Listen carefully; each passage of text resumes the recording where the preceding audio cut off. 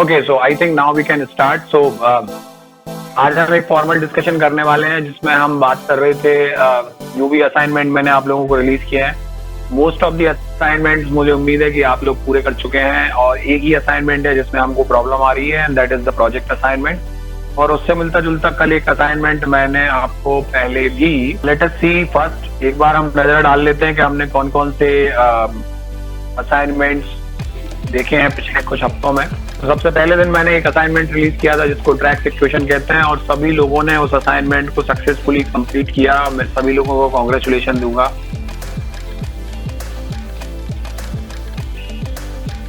तो ये track equation थी जिसमें हम estimated number of detectable civilisations find out करने की कोशिश कर रहे थे based on certain parameters. The assignment was very simple, but the motive of that assignment was to bring your attention that how we can solve computationally problem using computer। तो जैसा कि हमने पहली क्लास में समझाया था कि कंप्यूटर और एल्गोरिथम एक परफेक्ट मैच है, और जहां हम एल्गोरिथम की अगर बात करें तो एल्गोरिथम किसी भी प्रॉब्लम को सॉल्व करने का स्टेप बाय स्टेप प्रोसीजर होता है। कंप्यूटर इंस्ट्रक्शन फॉलो करने में बहुत ही क्लेवर होते हैं और बहुत ही आज्ञाकारी होते हैं, इसलिए जब भी हम उन्हें कोई भी इंस्ट्रक्शन देते हैं तो वो बड़े आज्ञाकारी होते हुए उनको एग्जीक्यूट करते हैं, और आप जिस ऑर्डर में उनको एग्जीक्यूट मतलब इंस्ट्रक्शन देते हैं वो उसी ऑर्डर में उनको एग्जीक्यूट करते हैं बेसिकली। तो एल्गोरिथम और computer are become the perfect match. और जब हम कंप्यूटेशनल प्रॉब्लम को सॉल्व करने जाते हैं तो कंप्यूटेशनल प्रॉब्लम्स की भी दो कैरेक्टरिस्टिक्स होती हैं। पहली कैरेक्टरिस्टिक्स है उसका रिप्रेजेंटेशन, और दूसरा कैरेक्टरिस्टिक्स है उसकी एल्गोरिथम। ये मैंने पहले दिन भी कहा था, मैं आज फिर उस वर्ड को रिपीट कर रहा हूँ कि जब तक हम किसी प्रॉब्लम को रिप्रेजेंट नहीं कर सकते तब तक हम उस प्रॉब्लम को सॉल्व भी नहीं कर सकते। तो हमें समझना चाहिए कि हम प्रॉब्लम को कैसे रिप्रेजेंट करते हैं। एक चीज और है, मैं काफी सारे बच्चों को स्ट्रगल करते हुए देख रहा हूँ कि वो सिंटेक्स में फंसे रहते हैं कि सर इसका सिंटेक्स ऐसा क्यों लिखा है, उसका सिंटेक्स वैसा क्यों लिखा है। This is my humble request कि सिंटेक्स तो आप लोग गूगल पे भी ढूंढ सकते हो बेटा, कि अगर आप लोगों को किसी पर्टिकुलर इंस्ट्रक्शन का सिंटेक्स पता नहीं है तो वो तो आप एक मिनट में गूगल पे भी ढूंढ सकते हो। आप लोगों को जहां ध्यान लगाना चाहिए वो ये है कि हम प्रॉब्लम सॉल्विंग लॉजिक कैसे डेवलप करें, किसी भी प्रॉब्लम को सॉल्व करने का लॉजिक कैसे डेवलप करें, क्योंकि लॉजिक अनफॉर्चुनेटली कहीं नहीं मिलता और गूगल भी हमें लॉजिक नहीं देता। तो जहां तक सिंटेक्स की बात है, जहां तक इंस्ट्रक्शंस की बात है, वो हम किसी किताब से देख सकते हैं, हम गूगल से देख सकते हैं, हमारे पास मल्टीपल सोर्सेज होंगे जहां से हम देख सकते हैं। लेकिन जब हम बात करते हैं like the solution of a problem, तो यहाँ पर हमारी लॉजिकल एबिलिटी काम होती है। तो हमें ज्यादा से ज्यादा समय अपने प्रॉब्लम सॉल्विंग स्किल्स को रिफाइन करने में देना चाहिए, ना कि अपने आप को इस बात में फंसा कर रखें कि ये सिंटेक्स कैसे लिखना है, वो सिंटेक्स कैसे लिखना है, ये कैसे लिखाएगा, वो कैसे लिखाएगा। क्योंकि once you have the procedure to solve a problem, you will know automatically the importance of a kind of statement that you are going to use at what place। तो आपको ज्यादा ध्यान इस बात पर देना चाहिए कि हम अपनी प्रॉब्लम सॉल्विंग स्किल्स को कैसे बढ़ाएं, अपनी लॉजिकल एबिलिटीज को कैसे बढ़ाएं। और इसके लिए मैं चाहूंगा कि आप लोग रोज एटलीस्ट एक पजल सॉल्व करें। एक ऐसी आदत बनाएं सुबह उठ के कि हमें एक पजल सॉल्व करना है। वो पजल कुछ भी हो सकती है, वो एक सुडोकू हो सकता है, वो क्रॉसवर्ड प्रॉब्लम हो सकती है, और कई तरह के आप देखेंगे कि ब्रेन टीजिंग गेम्स आजकल एप्स में अवेलेबल हैं। हर बच्चे के हाथ में एक एंड्रॉइड फोन है, तो आप कोई ना कोई एक ब्रेन टीजिंग ऐप अपने मोबाइल में डाल लें जो रोज सुबह आपको परेशान करे, रोज सुबह आपसे एक पजल पूछे और आप उसको सॉल्व करें। ध्यान रखने वाली ये बात भी है कि वो प्रॉब्लम इतनी भी डिफिकल्ट नहीं होनी चाहिए कि आप 1 घंटे इन्वेस्ट करें। रोज 5 से 10 मिनट की एक्सरसाइज आप उस तरह की पजल को दें ताकि आपकी प्रॉब्लम सॉल्विंग स्किल्स डेवलप हो और आपका लॉजिक डेवलप हो। तो coming back to the assignment part, हमने बात की थी ड्रैग इक्वेशन की, जो बेसिकली एक कंप्यूटेशनली प्रॉब्लम है। फिर हमने अगला असाइनमेंट देखा था जहां पे कि जब हमने लूप्स और कंट्रोल इंस्ट्रक्शंस के बारे में पढ़ लिया था। उसके बाद हमने आपको एक असाइनमेंट दिया था जहां से हमने आपसे पूछा था कि कुछ नंबर पैटर्न्स और कुछ पैरामीटर पैटर्न्स प्रिंट करें, और फिर ये एक छोटा सा असाइनमेंट दिया था जब हमने लिस्ट, डिक्शनरी और various data structures of Python discuss किए थे, जहां पर आपसे पूछा गया था कि सेकंड लार्जेस्ट और smallest number of the list find out करना था। फिर हमने पूछा था write a program to combine 2 dictionaries adding values of common key. फिर हमने ये एक असाइनमेंट दिया था जहां आपको एक ट्राइंगल प्रिंट करना था विद नंबर्स। और फिर शायद कल हमने ये असाइनमेंट दिया था जहां आपके ये हम आपको कोई भी डेट देते हैं और आपको ये प्रिंट करना है कि उस डेट को कौन सा दिन है। और ये आपका प्रोजेक्ट असाइनमेंट है। I hope you all can remember that. ये कुछ सारे असाइनमेंट हमने पिछले वीक में देखे हैं, और इन असाइनमेंट्स को अगर हम गौर से देखें तो हमने जो जो भी पढ़ा है बेसिकली वो सब इन असाइनमेंट्स को सॉल्व करने में यूज हो रहा है। ये असाइनमेंट बहुत ज्यादा हार्ड नहीं है, और मैं ये भी नहीं कहूंगा कि ये बहुत ज्यादा सिंपल है। और जो भी कंटेंट मैंने कवर किया है, हो सकता है कुछ हिस्सा कवर हुआ हो, कुछ हिस्सा कवर नहीं हुआ हो, तो आपके लिए थोड़ा सर्च भी करना पड़ा होगा गूगल को, जहां पर आप सर्चिंग करके असाइनमेंट्स को समझ सकते हैं और यूज कर सकते हैं। तो आज हम इन असाइनमेंट्स के कुछ सॉल्यूशंस को देखेंगे और समझने की कोशिश करेंगे कि कैसे आपको अप्रोच करना। चलिए चलते हैं अपने असाइनमेंट सेल की तरफ। तो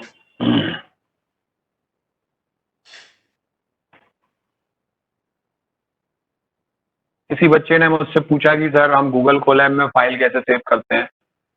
बेटा मैंने जैसे बोला कि जैसे ही आप गूगल कोलैब को ओपन करोगे, आप जिस भी लॉगिन से किए हो उसमें एक ड्राइव बनेगी, और उसमें एक गूगल कोलैब के नाम से, इस तरीके से आप अगर देख पा रहे होंगे, एक कोलैब नोटबुक के नाम से एक फोल्डर बन जाएगा, जिसके अंदर ऑटोमेटिकली वो फाइल्स, आप जो भी फाइल्स आप बना रहे हैं और उनको आप जो भी नाम दे रहे हैं वो सेव होती चली जाएंगी। जैसे यहाँ पर आप देख पा रहे होंगे कि मैंने इस इंटर्नशिप प्रोग्राम के लिए अपनी नोटबुक्स बना रखी हैं, वो सब यहीं पे सेव्ड है। और मैं एक किसी भी एक फाइल को क्लिक करता हूं और उसको ओपन कर लेता हूं। जैसे आज अगर हम असाइनमेंट सॉल्यूशन की बात कर रहे हैं, तो जैसे ही मैं इस फाइल को क्लिक करूंगा, मेरे पास ये ऑप्शन आएगा जहां पर लिखा होगा कि connecting apps is like you want to open it in text editor और गूगल कोलैबोरेटिव, और I can go with open with, where I can use Google Colab to open that file. आप देखेंगे यहाँ से मैं उस फाइल को open कर पा रहा हूँ। जुपिटर नोटबुक की अच्छी बात यह है कि ये इंस्टेंटली अपडेट होती रहती है। आप जो भी कोड अपडेट करते हैं ऑटोमेटिकली अपडेट होता है, रिकॉर्ड हो जाता है, और यहाँ कोई भी कंट्रोल एस कमांड की नहीं होती है जिसके थ्रू आप इसको बार बार सेव करें या नहीं करें। नेक्स्ट क्वेश्चन ये था कि सर हम इसको डाउनलोड कैसे कर सकते हैं, या ये फाइल जो हमने बनाई है, आप देख पा रहे होंगे, ये हम कैसे अपने सिस्टम पर डाउनलोड कर सकते हैं। तो आप यहाँ फाइल ऑप्शन जो मेन्यू दिख रहा है, आप फाइल मेन्यू में जाइए और आप देखेंगे यहाँ आपको कई सारे ऑप्शंस मिलेंगे। आपको ये मिलेगा कि ये पर्टिकुलर फाइल ड्राइव में कहाँ है, तो you can locate that. You can open in playground mode, you can use a new notebook, open a old notebook, upload a notebook, rename a notebook, and this. And down the line, you can find this download option where you can download it in two form. Either you can go by IP by NV, जो कि हमने देखा था कि IP by NV files केवल notebooks में खुलती हैं। या तो आप एनाकोंडा जुपिटर नोटबुक यूज कर रहे हैं या आप गूगल कोलैब नोटबुक यूज कर रहे हैं, तो ये फाइल केवल वहीं वर्क करेंगी। दूसरा ऑप्शन जो है वो आप .py फॉर्मेट में भी डाउनलोड कर सकते हैं। By clicking these any of this option, let if I want to download it in py, so you can see directly a window will pop up that will ask me to save it, and जैसे ही मैं ये file save करूंगा तो ये file मेरे computer में download हो गई और वहां पे सेव हो जाएगी। so that's how I can actually download it, और दोनों फॉर्मेट में मैं डाउनलोड कर सकता हूँ। मैं IP by NV फॉर्मेट में भी डाउनलोड कर सकता हूँ और .py फॉर्मेट में भी डाउनलोड कर सकता हूँ। It is up to you what is your choice and what you want to download it. Now let us discuss. So I think Drake equation was clear to everyone. जो भी हमने समझा था, जब भी हम किसी प्रॉब्लम को सॉल्व करने जाते हैं, ओके, तो coming back to the assignment, यहाँ पर हमने ड्रैग इक्वेशन के बारे में बात की थी। इस पर्टिकुलर प्रॉब्लम का ऑब्जेक्टिव केवल ये था कि आप कैसे आइडेंटिफाई करें कि कौन से वेरिएबल आपके इनपुट हैं और कौन से नहीं है, और कैसे उनको यूज कर सकते हैं। तो इसमें जो भी पैरामीटर कांस्टेंट है, फिक्स्ड है, उनको हमें यूजर्स इनपुट नहीं लेना है, जैसे कि R, P और F, और बाकी वेरिएबल्स जो कॉन्सेंसस में थे उनको हमें यूजर से इनपुट में लेना था। और accordingly, because we already know the mathematical equation of these variables, so we can directly substitute these variable into the equation, and finally we can print the result. So that's how you can do, and this is the solution. Now the second day assignment was like to print the pattern, where we were talking about the nesting of loops. So you can see we have to print this right angle triangle in through numbers, and in every row we increase the number by 1. Like in a first row we get 1, and on second row we get 1 and 2. On third row we get 1, 2, 3. Likewise 1, 2, 3, 4 and 1, 2, 3, 4, 5. So we need two loops to print this particular pattern. As you can see, and the requirement of these two loops is one is going to control the line, and second is going to control the print on that particular line. Like in a very first line, we have only one print. Second line, we will have two prints. Third line, we have three prints. Likewise, on the fifth line, we will have three prints. So first, we will make a very first loop that will basically for the row of pattern. And with this loop, we create a nested form with another loop that will run for exact number of times that the value of I is there. That will actually tell you the column at each row. So on a very first case, I will be equal to 1. So this loop will run for only once. On the next time, the I will run for 2 times. So it will go from 1 to 2. Then for the third iteration, I become 3. So it will actually go from 1 to 3 likewise. So by using this print statement where we are using this J variable to print the value, that's how we can print those parameters one by one. And whenever we complete with this inner loop, we use this print statement that automatically take us to the new line. Because by default, your print statement executes for the new line. So whenever you run this cell and you, let's suppose, give a value of 8 where you want to print 8 number of rows in the patterns, you can see we will get a result like 1, 1, 2, 1, 2, 3, 1, 2, 3, 4, likewise 1, 2, 3, 4, 5, 6, 7, 8. And the second pattern was the reverse triangle, which is just like a mirror image of the above one. So if you ask to create the mirror image of the previous one, what you can do, you can just create the mirror image of this code. So here we were running the loop from 1 to number of rows plus 1. And in the other case, what you do, you create a mirror image. So instead of having an increasing order, now you can go by a decreasing order case. You can start from num and go for like 0.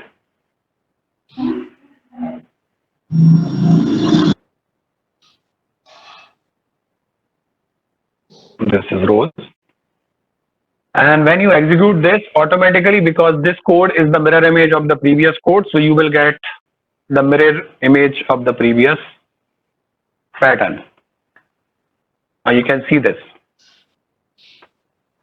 On a very first line, we will get 8 print from 1 to 8. Then on the next line, we will get 1 to 7, then 1 to 6, 1 to 5, 1 to 3, 4, 1 to 3, 1, 2, and 1. So like this is the mirror image of the above. So exactly we can create the mirror image of the above code. Now when we say the mirror image, so if your loop is going in increasing order, you can make it as a decreasing order. If your loop is going from 1 to 10, you can start from 10 to 1.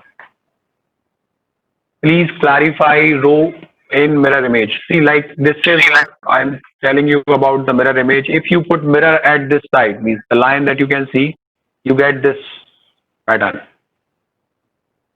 Okay, and to get this pattern, what I am saying is that previously in the first case, हमने जो loop लगाया था वो 1 से start होकर n या row plus 1 तक जा रहा था या row तक जा रहा था. यहाँ पर हम जब उसकी मिरर इमेज क्रिएट करेंगे तो अगर इंक्रीजिंग लूप है तो डिक्रीजिंग बन जाएगा, इनवर्स हो जाएगा. तो हम यहाँ रो से स्टार्ट करके 0 तक ले रहे हैं with -1 step size, like this, nothing else. Now third pattern was to print this triangle as you can see here. तो इसको हमने उस पास्कल ट्रायंगल की प्रॉब्लम की तरह भी समझा था कि देखिए जब भी हम कोई भी वैल्यू सेल के बाहर या कमांड फॉर्म पे प्रिंट करते हैं तो बाय डिफॉल्ट जो प्रिंटिंग स्टार्ट होती है वो लेफ्ट साइड से होती है. So this is the kind of patterns which has been asked to print by you. तो यहाँ पर जब हम बात कर रहे थे कि by default हमेशा जो कर्सर होता है वो ऑन द लेफ्ट साइड होता है आपकी प्रिंट स्क्रीन पे, और जो प्रिंटिंग स्टार्ट होती है वो वहीं से होगी. तो इन दिस केस हमें क्या करना है, इस पैटर्न को एग्जिस्ट करने के लिए हमें कुछ स्पेसेस इंट्रोड्यूस करने पड़ेंगे ताकि जो इस लाइन की प्रिंटिंग है वो कुछ दूर से स्टार्ट हो, like here, then for the second, then for the third, likewise So you can see in every line we are increasing with some stars and we are printing that. So we need to introduce one more loop that will print these spaces and other loop that will print these stars. तो यहाँ पर अगर आप देखेंगे तो nesting में आपको दो लूप दिखाई दे रहे हैं. एक लूप जो है जो स्पेसेस प्रिंट कर रहा है, जस्ट ब्लैंक स्पेसेस, और दूसरा लूप जो है वो जो स्टार्स प्रिंट कर रहा है. ओके, मिरर इमेज समझ में नहीं आई तुमको? बेटा मिरर इमेज का मतलब ये होता है कि अगर आप किसी इमेज के सामने आईना रखेंगे तो वो कैसा दिखेगा. जैसे आप इमेजिन करके देखें कि जब मैं यहाँ पर आईना रखता हूँ इस जगह पे, यहाँ ये लाइन दिखाई दे रही है, तो मुझे एग्जैक्टली इस तरह का पैटर्न मिलेगा. तो this is what I am saying, I am creating a mirror image of this pattern. तो कोड में भी क्या मैं ये सेम एनालॉजी यूज कर सकता हूँ क्या, कि अगर मेरी पैटर्न जो है वो प्रीवियस पैटर्न की मिरर इमेज है, तो क्या मैं प्रीवियस कोड की मिरर इमेज क्रिएट करके वो पैटर्न जनरेट कर सकता हूँ कि नहीं कर सकता हूँ. ये मोर और लेस कंक्लूजन था. तो बिल्कुल हम कर सकते हैं, क्योंकि ये एनालॉजी होती है और ये यूनिवर्सली फिट होती है सब जगह पे. तो अगर आपका पैटर्न प्रीवियस पैटर्न का मिरर है तो आपका कोड भी प्रीवियस कोड का मिरर हो सकता है, और वो हो गई बेसिकली. तो अब प्रॉब्लम ये है कि पैटर्न का मिरर तो हमको समझ में आ रहा है कि ये इसका मिरर है, इस कोड का मिरर कैसे होगा. तो मिरर एक्चुअली होता क्या है कि आप लोगों ने अंदाज किया होगा कि जब हम दर्पण के सामने खड़े होते हैं तो left become right and right become left. Basically ये कभी आपने नोटिस किया है कि आपका जो लेफ्ट होता है वो राइट बन जाता है और जो राइट होता है वो लेफ्ट बन जाता है. तो basically if you are going from 1 to 10, it shows like you are going from 10 to 1 in mirror image. So that's exactly what I was saying. यहाँ पे जो लूप हमने एक से लेके रो के लिए लगाया था, वो लूप अब वो ही लूप हमने उसके मिरर क्रिएट कर दिया कि हम उसको रो से लेके जीरो के लिए जा रहे हैं. मतलब अगर जो लूप असेंडिंग ऑर्डर में जा रहा था तो उस लूप को हमने डिसेंडिंग ऑर्डर में कर दिया, मतलब लूप को रिवर्स ऑर्डर में जनरेट कर दिया.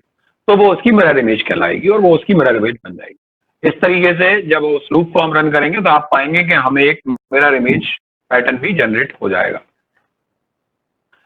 हम तीसरे पैटर्न की बात कर रहे थे. तो इस पैटर्न में बेसिकली हमें दो तरह की चीजें प्रिंट करना है, एक तो ब्लैंक स्पेसेस और दूसरे asterisk symbols. Blank spaces because by default जो प्रिंटिंग होती है वो यहाँ लेफ्ट साइड से स्टार्ट होती है, तो हमें पहले कुछ ब्लैंक प्रिंट करने पड़ेंगे इस एस्टेरिस्क को यहाँ शिफ्ट करने के लिए. And this we are doing with the first loop that you can see. So this particular loop is run for like to create those blanks, and second loop that we are making, that is for creating or printing those asterisk symbols on the output. Now here can also when you run this,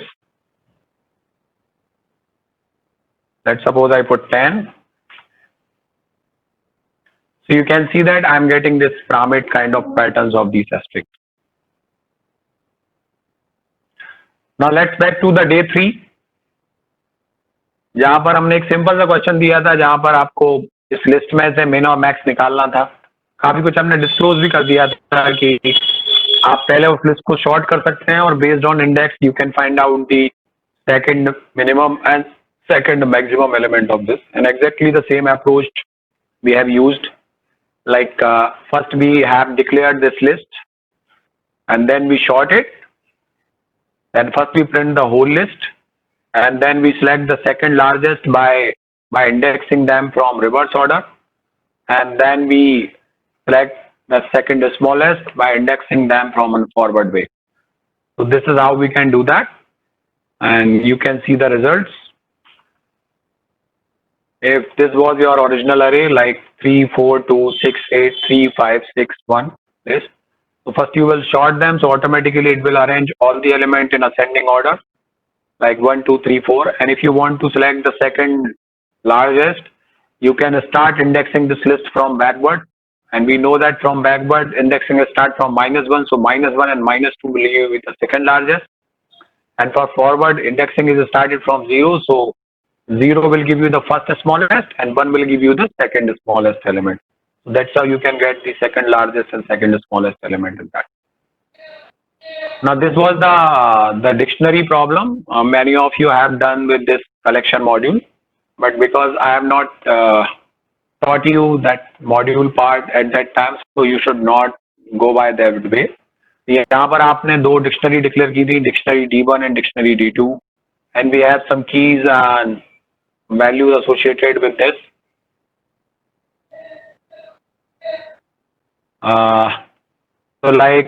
First what we can do, we will create a new dictionary by using an assignment D3, and then we will fetch out the keys of second dictionary and we compare these keys against the first dictionary keys, and whenever we found the match, we will simply add the values by using this expression.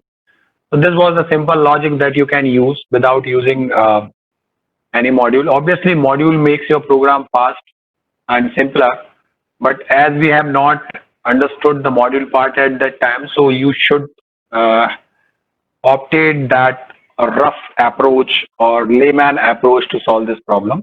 तो यहाँ पर हमने दो loop लगाया है जहाँ पर हम वन बाय वन की को इटरेट कर रहे हैं for the second dictionary, and then this key value is actually mapped against the keys of the first dictionary, that is in the D1, and if you found the match, then we can add the values in the third dictionary, you can see.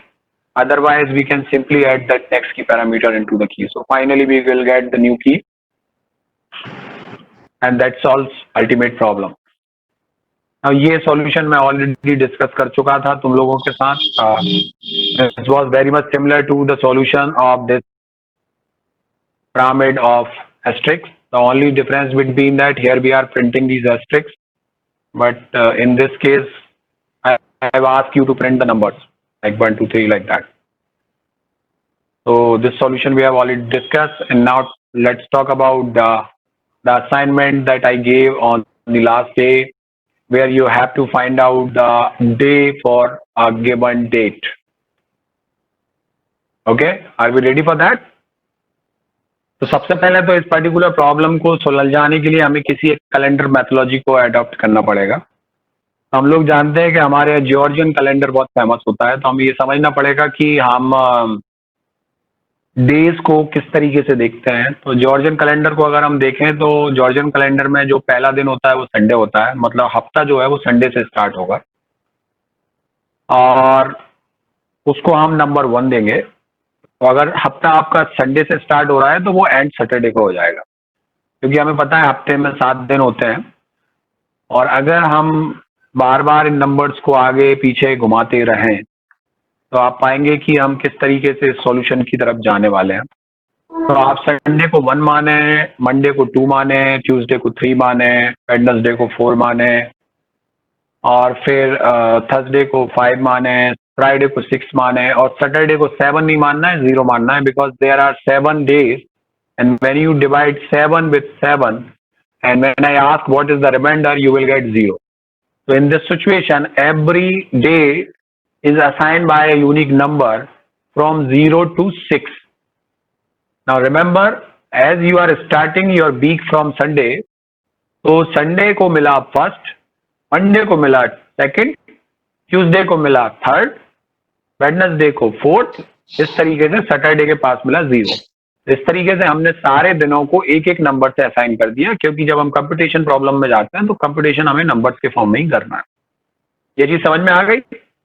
हमने एक fix ले लिया कि हम Georgian calendar को follow कर रहे हैं, और जॉर्जियन कैलेंडर के हिसाब से संडे जो होता है वो हफ्ते का पहला दिन होता है. ओके, चलिए तो हम वापस चलते हैं अपने डिस्कशन पे, जहां पर मैंने आप लोगों को बताया था कि हमें पहले ये फिक्स करना पड़ेगा कि हफ्ते का पहला दिन कौन सा होता है. तो चूंकि हमारे यहाँ हम जॉर्जियन कैलेंडर को फेस करते हैं, इसलिए हम जॉर्जियन कैलेंडर को ही फॉलो करेंगे, उसके स्टैंडर्ड को ही फॉलो करेंगे, और जॉर्जियन कैलेंडर के हिसाब से हफ्ते का पहला दिन होता है संडे. तो अगर हफ्ते का पहला दिन संडे है तो उस हिसाब से हम हर दिन को एक नंबर देंगे. Sunday will get 1, Monday will get 2, Tuesday will 3 and similarly Saturday will get 0.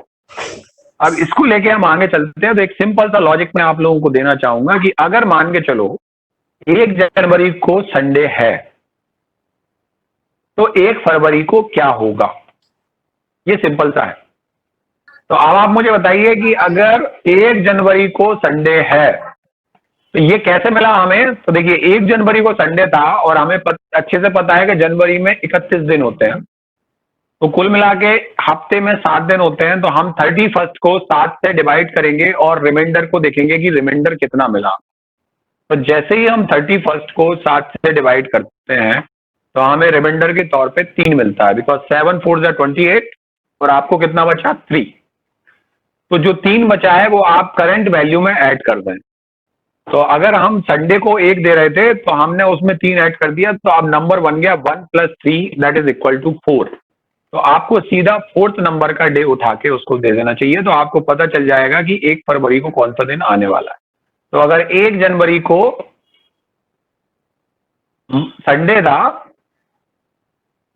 तो 1 फरवरी को हो गया 1 + 3 which means Wednesday, because 1 is for Sunday, 2 is for Monday, 3 is for Tuesday and 4 is for Wednesday.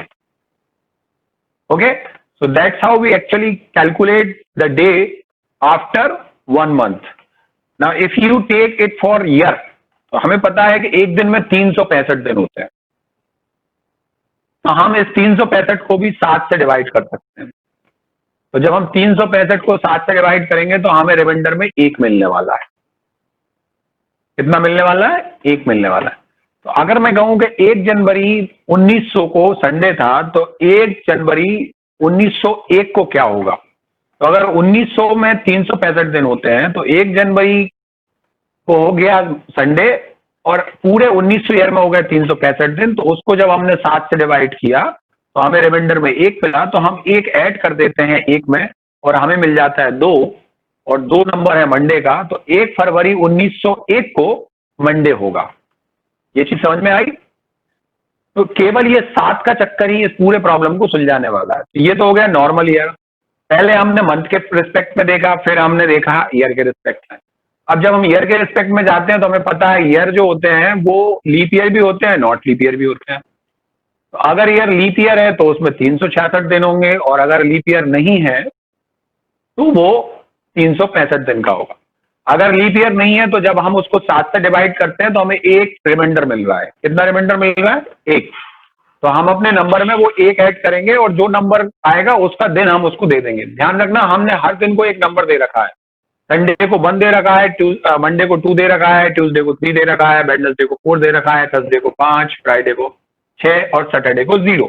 तो जो भी number आएगा उस हिसाब से हम उसको दे देंगे। तो अगर हम कह रहे हैं संडे था 1 जनवरी 1900 को, यानी नंबर 1 था, तो 1 जनवरी 1901 को क्या होगा? तो चूंकि 1900 लीप ईयर नहीं है तो उसमें 365 दिन है।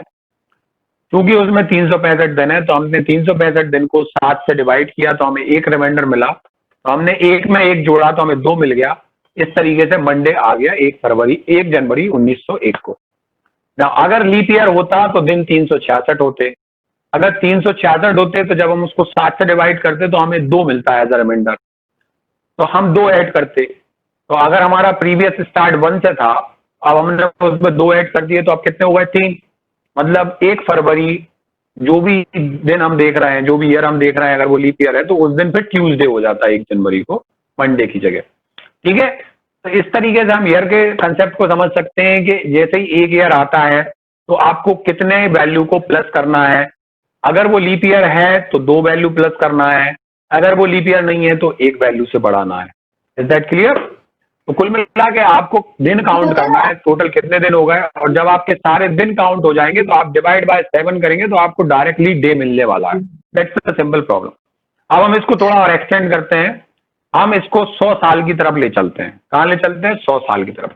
अभी हमने 1 साल देखा तो लीप ईयर था उसमें 1 बढ़ा, जो नॉन लीप ईयर जो लीप ईयर था उसमें 2 बढ़ा, और जो नॉन लीप ईयर था उसमें 1 बढ़ा। जब हम 100 साल की तरफ ले गए इस चीज को तो हमने पाया कि यार 100 साल में जो होते हैं वो बेसिकली 24 तो लीप ईयर होते हैं और 76 नॉन लीप ईयर होते हैं। मैं फिर से बोल रहा हूं, 24 लीप ईयर होंगे और 24 नॉन लीप ईयर होंगे। ये मैं 100 साल में बोल रहा हूं क्योंकि जो 100 साल होगा वो 400 से डिवाइड नहीं होगा, तो 100वां साल जो होगा वो लीप ईयर नहीं कहलाएगा। ओके, तो 24 लीप ईयर बने और 74 नॉन लीप ईयर बने। तो इसमें कितने दिन बढ़ गए? तो अगर मैं कहूं कि 1 जनवरी 1900 को संडे था तो 1 जनवरी 2000 को क्या होने वाला है, हम ये समझने की कोशिश कर रहे हैं। मतलब हम सीधा 100 साल का डिफरेंस निकाल रहे हैं। तो हमने देखा था कि नॉन लीप ईयर में 1 बढ़ता है और लीप ईयर में 2 बढ़ते हैं। तो चूंकि 2 लीप ईयर है तो 24 मल्टीप्लाइड बाय 2 48 हो गए, और 76 नॉन लीप ईयर थे, तो वो 76 मल्टीप्लाइड 1 मतलब 76 ही रहे। तो 76 प्लस 48 अगर आप करेंगे तो कितनी वैल्यू आएगी, जल्दी बताओ चैट बॉक्स में। That's okay, 124, that's right. अब हमने 124 को 7 से डिवाइड किया तो हमें रिमाइंडर में 5 मिला। मैं फिर से बोल रहा हूं, जैसे ही हमने 124 को 7 से डिवाइड किया तो हमें रिमाइंडर में 5 मिला। तो हम उस एक में अब ये 5 जोड़ देंगे तो कितने हो गए, 6। तो अगर 1 जनवरी 1900 को संडे था तो 1 जनवरी 2000 को हो गया फ्राइडे। समझ में आ रही है? ये सिंपल सा लॉजिक हम बढ़ाते चल रहे हैं। अब इसको ले जाते हैं हम 400 साल की तरफ। अभी हम बात कर रहे थे 100 साल, तो 100 साल में हमने देखा कि कितने बढ़े, 5। 200 साल में कितने बढ़ जाएंगे, 10। 300 साल में कितने बढ़ जाएंगे, 15। जब हम 15वें साल में पहुंचे, 300 साल में पहुंचे, तो फिर हमने 7 से डिवाइड कर दिया। तो 300 साल में कितना बढ़ा, केवल 1, क्योंकि जब हमने 15 को 7 से डिवाइड किया तो फिर से एक रिमाइंडर आ गया। तो अल्टीमेटली 300 साल में केवल 1 का इंक्रीमेंट हुआ। जब हम 400 साल में गए तो 400वें साल में एक्चुअली हमारे पास 25 लीप ईयर हो जाने वाले हैं और 75 नॉन लीप ईयर हो जाने वाले हैं। तो इस केस में थोड़ा सा कैलकुलेशन गड़बड़ा जाएगा, क्योंकि 400 साल जो होगा वो 400 से भी डिवाइड होने वाला है। तो इन दैट केस जो वैल्यू आपकी लाइक 124 आ रही थी वो 125 हो गई, तो वहां 6 बढ़ जाएंगे। और एक आपको 300वें साल में बन रहा था, तो यहाँ 6 + 7 मतलब 7, यानी कि कोई चेंज नहीं आने वाला। तो 400 साल पहले जो दिन था वही दिन होने वाला है 400 साल बाद 1 जनवरी को। फॉर एग्जाम्पल अगर मैं कहूं कि 1 जनवरी 000 को संडे था, तो 1 जनवरी 400 को भी संडे ही होने वाला है। This is the simple logic. तो हर 400 साल में हम ये कह सकते हैं कि हफ्ता उसी दिन से शुरू हो जाएगा। ओके, हर 400 साल में हफ्ता वहीं से शुरू हो जाएगा। अब हमारा कैलेंडर शुरू हुआ था कहां से, संडे से, जॉर्जियन कैलेंडर। मैंने आपसे बात करी थी 1800 की। ओके, तो अगर मैं 00 से शुरू करूं तो मैं 1600 तक तो वहीं पे आ गया। फिर मैं आया कहां पे, लाइक 1700, देन 1800। तो 1800 को अगर मैं देखूंगा तो मैं +2 को काउंट करते हुए आगे बढ़ूंगा। फिर मैं मतलब अगर मैं 2000 पे आ जाऊंगा तो चूंकि लीप ईयर इंक्लूजन हो रहा है तो मैं प्लस और वैल्यूज को काउंट करूंगा। ये डिस्क्लोज मैं नहीं कर रहा हूं कि आप इसको कैलकुलेट कैसे करेंगे। ये मैंने एनालिसिस आप लोगों को समझा दिया है कि हम कैसे डेज को काउंट करते हैं, कैसे हम मंथ को काउंट करते हैं और कैसे हम ईयर्स को काउंट करते हैं। ध्यान रखने वाली बात यह है कि आपको एक फॉर्मूला एक्सट्रैक्ट करना है, जिस फॉर्मूला में आप साल का मंथ डालें, साल का डेट डालें, साल का ईयर डालें और फाइनली आपको वो डिवाइड बाय 7 करके वो वैल्यू हो जाए जिसको आप जोड़ सकें। मैंने एक बड़ा ही काइंड ऑफ लॉजिक यहाँ पर आप लोगों को समझाने की कोशिश की है कि देखिए, इसको हम थोड़ा कंफ्यूजिंग भी कह सकते हैं, इसको हम थोड़ा इलैबोरेटिव मोड भी कह सकते हैं। आपको इसको एफिशिएंट बनाना है, this is up to you. ये प्रॉब्लम कैसे हम परसू करेंगे ये मैंने थोड़ा डिस्क्लोज किया है यहाँ पे। तो आप जो भी डेट लिखते हैं, बेसिकली हम सबसे पहले डेट लिखते हैं जो 2 डिजिट में आती है, फिर हम मंथ लिखते हैं जो फिर से 2 डिजिट में आता है, फिर हम ईयर लिखते हैं जो 4 डिजिट में आता है। ठीक है, मैं फिर से रिपीट कर रहा हूं, हमारा जो फॉर्मेट होता है वो होता है DD MM Y 2 डिजिट का डेट, 2 डिजिट का मंथ, 4 डिजिट का ईयर। अब इस 4 डिजिट के ईयर में अगर हम देखें तो आखिरी के 2 डिजिट जो होते हैं वो ईयर के होते हैं और पहले के 2 डिजिट जो होते हैं वो बेसिकली सेंचुरी के होते हैं कि कौन सी सेंचुरी चल रही है। जैसे हम बोलते हैं कि अभी 20th सेंचुरी चल रही है, क्योंकि हम लिखते हैं 2020, तो साल 20वां है और सेंचुरी 20 है। तो सबसे पहले तो हम क्या करेंगे, हम जो ईयर डिजिट है उसमें मतलब लास्ट की 2 डिजिट्स को ईयर मानेंगे और पहली 2 डिजिट्स को हम सेंचुरी मानेंगे। तो पहले हम वो ईयर और सेंचुरी को अलग अलग कर लें, क्योंकि सेंचुरी के हिसाब से हमारे लीप ईयर वगैरह काउंट होने वाले हैं। तो पहली चीज तो ये है जो हम करेंगे। फिर उसके बाद हम ये देखेंगे कि हमें कौन सा महीना दिया गया है। उस कैलकुलेशन को जब कंप्लीट हो जाएगा तो फिर हम महीने की तरफ जाएंगे। तो हमारे पास जनवरी हो सकता है, हमारे पास फरवरी हो सकता है, मार्च हो सकता है, मई हो सकता है, जून हो सकता है, अगस्त हो सकता है, लाइक वाइज अक्टूबर हो सकता है, सितंबर। ये मैंने कुछ कॉम्बिनेशन बना के यहाँ पे डिस्प्ले किए हैं कि मार्च और नवंबर में एक जैसा कॉम्बिनेशन बनता है, तो मैंने उसको एक साथ लिखा है। सितंबर और दिसंबर में एक जैसा कॉम्बिनेशन बनेगा तो एक साथ लिखा है। और जो भी महीना है उसके हिसाब से आपको करंट वैल्यू में क्या ऐड करना है वो मैंने दिया है कि जैसे अगर जनवरी है तो एक ऐड करिए, फरवरी है तो तीन ऐड करिए, मार्च है और नवंबर है तो चार ऐड करिए, मई है तो दो ऐड करिए, जून है तो। और ये सारा लॉजिक मैंने उसी तरीके से निकाला जिस तरीके से मैंने अभी आप लोगों को बताया कि हम कैसे चीजों को एडिशन मोड में लेके जाएंगे। तो यहाँ से आपका मंथ कैलकुलेट हो गया बेटा। उसके बाद आप सीधी डेट पे जाएंगे तो आप सीधी डेट को कैलकुलेट कर दीजिए। जो नंबर बने उसको आप 7 से डिवाइड कर दीजिए। जब आप 7 से डिवाइड करेंगे तो जो भी रिमाइंडर आएगा उसको आप 1 में ऐड कर दीजिए, because 1 is given to Sunday. आपको आपका दिन मिल जाएगा कि उस तारीख को कौन सा दिन था। And this is the simple logic. I guess it is clear. नहीं, बिल्कुल कैलेंडर को ट्रिक से भी किया है तो भी गलत नहीं होगा। We want results but please do not use any kind of module. तो जैसे हमने यहाँ एक डिक्शनरी बनाई जिसमें हमने एक एक एक की वैल्यू दी और उसकी corresponding value the number, like 0 for Saturday, 1 for Sunday, 2 for Monday, 3 for Tuesday, 4 for Wednesday, 5 for Thursday, 6 for Friday. क्योंकि हमारा दिन जो शुरू होता है, वीक जो शुरू होता है वो संडे से होता है। फिर हम यहाँ से इनपुट में लेंगे। फॉर्मेट देख लीजिए, फॉर्मेट क्या है, DDMM by।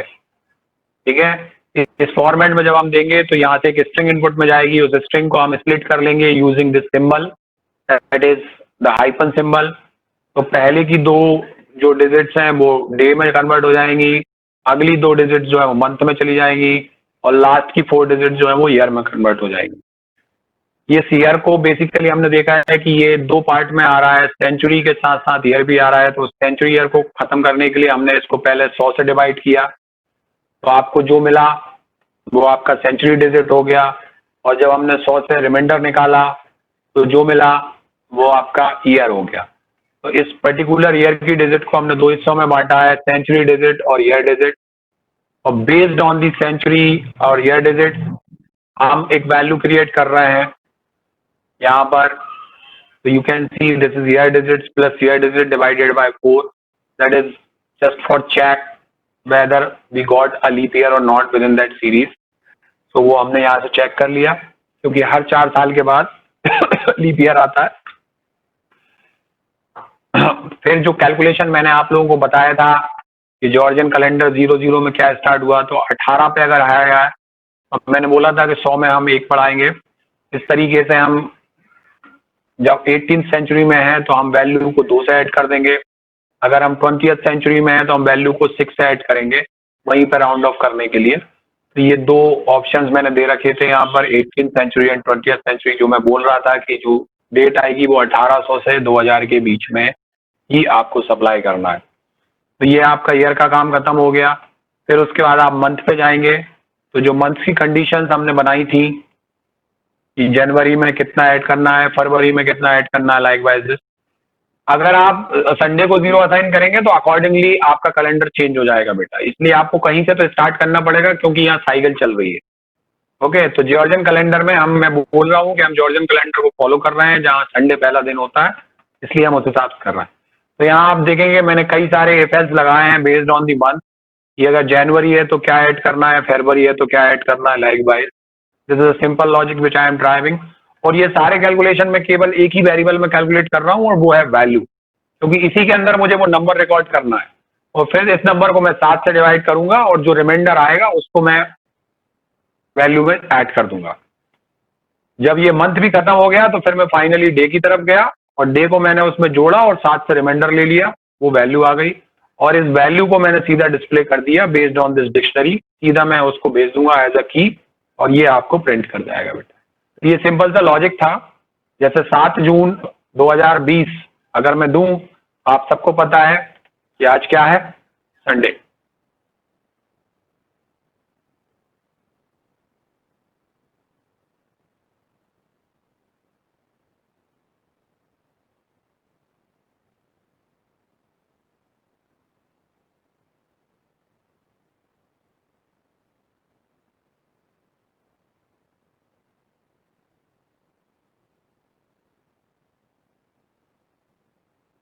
So let's try to fill it. 7 June 2020.